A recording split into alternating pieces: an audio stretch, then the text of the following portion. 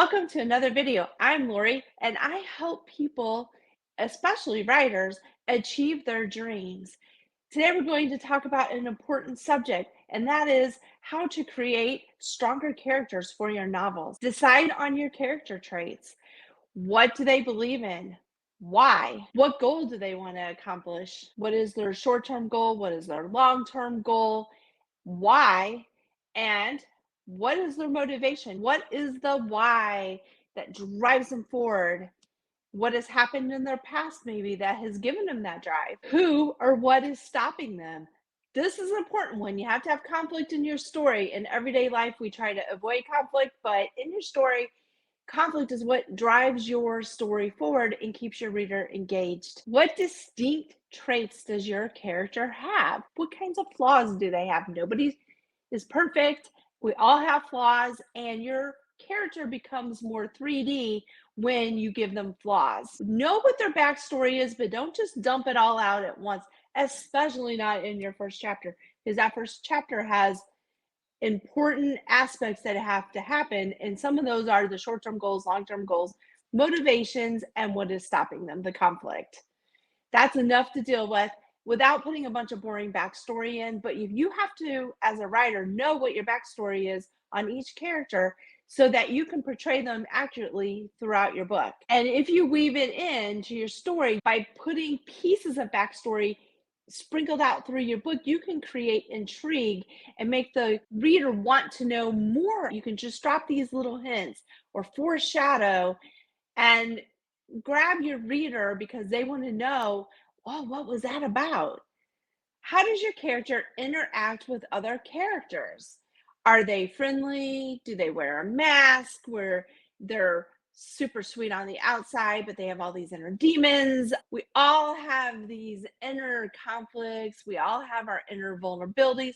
Every one of us, even think of the biggest author that you know, I'm sure we're all human. We all have vulnerabilities. I heard Kristen Hanna say once that her fear was she had a previous book that did really well, but now that she achieved that level of success with that book, would her next book be equally successful?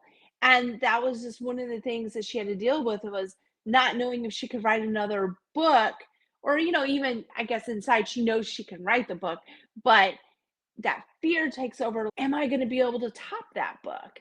Am I going to be able to write an equally engaging book? And there's that sense of stress and pressure that's put on an author because once you perform really well, people expect that you're going to keep performing, and you can give your characters some of these traits. What are their fears? What are their vulnerabilities? And sometimes they share them with other characters in the books. Sometimes they keep that inside. But you, as a writer, need to know what those are so that you can trigger your character throughout and target those vulnerabilities, which makes for an engaging story. And how does your character interact with other characters when they are under stress? Whenever people are under stress, oftentimes they react differently, and it's really all telling because you may have a character who reacts to stress and she goes inward, she's more introverted. You may have a character who has an extroverted way of handling it and they have to tell people about it. Or I know some people who, when they get stressed, they blast out at everybody and they engage in this toxic cycle of yelling at people and cutting them down and hurting them. Well, hurt people hurt other people. And knowing these things, you can pull that out in your primary characters, your secondary characters, even your tertiary characters. You can even have their own triggers trigger your character when, let's say, how do they react when they're being attacked? Do they verbally attack back? Do they go inward and personally take on and snuggle up with all this toxicity? It can be a very intriguing way to give your stories emotional depth. Here's a key though. Here's some secret sauce. Make sure your characters are reacting consistently. So if somebody's yelling at them and their reaction is to go inward, then the next time that another character might yell at them, or even the same character, make sure that they are acting consistently. Otherwise, your reader is going to pick up on that and it's going to bother them. They may not be able to state why, but internally that's going to bother them because it's not going to read true unless you're having your character grow throughout the book, which all characters, all your main characters should grow and have certain growth from the beginning of the book. They're one person. At the end of the book, they've grown and they're a different person and they can't go back. But that's getting more into plot points, which I'll have another video on that. But if you're showing growth, let's say she's trying to overcome reacting to somebody yelling at them, and to handle that in a different way, that's a growth cycle you need to kind of show throughout your book and let your reader know that she's trying to work on that so that it appears consistent or the reader sees that growth in your character. Then you have an emotionally complex story, which is wonderful. That's what we're all after. That's what's going to engage your readers. So you want your characters to evolve. I write contemporary romance or women's fiction with strong love romantic elements. My characters grow from the beginning to the end, as they all should, but my hero and my heroine both grow. Now, at times they're going maybe apart, especially at the dark moment when all is lost.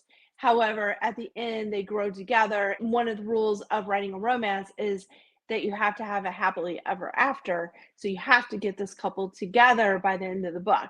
Therefore, they will eventually grow together and be on the same page. As you get to know your character, you can delve more into sensory details. How does your character perceive what's going on around them? Even in your setting, are they noticing the smell of the salty air and they're enjoying it? Or does that jolt some bad memory somewhere in their mind and they relate to the salty air as something that had happened to them when they were a child and they lived at the beach? You can play with all kinds of sensory details, but one of the comments I get most from my readers is that they feel like they are there. They feel like they are in that environment, whatever environment that is that my story takes place at. I try to make my environment a character. To me, that's a lot of fun, and that's probably why my readers comment on that. They notice it. You can really work a lot with the sensory details and targeting those vulnerabilities or that passion or what drives your characters forward. And here's another one: show, don't tell. So if you can show them enjoying their scenery, enjoying being at the beach, let's just say, or enjoy being at the mountains, make sure to try to show that whenever you can. You can show it in describing a facial expression in an active way, or even in conversation. Is the conversation clipped? Is it happy and joyful? You can portray a lot when you are bringing in details when you're showing versus telling, and it's a lot more engaging for your readers. I hope this helped, and I did this whole series on creating 3D characters, and interesting, I got tagged from my editor about inconsistent characterization in my last book. It was before I did a lot of major studying and pulling all my knowledge together about what I've learned over the last 29 years in being in healthcare and dealing in the geriatric population. I'm a master in knowing characterization, and yet I was writing about a character who was opposite to me, and I kept interjecting inaccurate traits in this person, and my editor noticed it and said that she was inconsistent. So now I have to go back, and now that I've taught this class, the best way to learn something is by teaching a class. I had to go back and think, oh gosh, what did I just teach everybody? What did I learn myself by creating this class? And so I have to go back now, and I have rewrite this character so that she's consistent and that she's in a solid personality trait with her reactions reading true to those personality traits. I know exactly where I messed up. I just have to go back and fix it. But I just did a video on battling procrastination because I'm finding that I'm procrastinating going back and changing all this. It's a lot of work and I find it kind of overwhelming because I kind of thought this manuscript was done. Now I have to go back and I have to do some major rewriting in it, but that's the life of being an author. But just know that all of us go through this. All of us go through edits and all of us have to change things in our stories. It's normal. And we just have to beat this procrastination. We just have to focus on, in this case, defining our characters and staying true to them because I'm certain that your readers will notice when you're inconsistent and they may end up deciding that they don't actually like your character. And I know you don't want that because unless it's a character you're not wanting them to like, if it's your main character, usually in a love story anyway, you want them to like the heroine or even the hero. Keep studying about characterization, keep going in there, making sure they're true characterization, character, personalities. Study people. When I go out in public, I'll go to the ball game. I'm not watching that ball game. I'm watching people. I'm watching families interact. I'm watching people who maybe are on their first date because it's usually obvious they're in this interview mode. I just love to study people.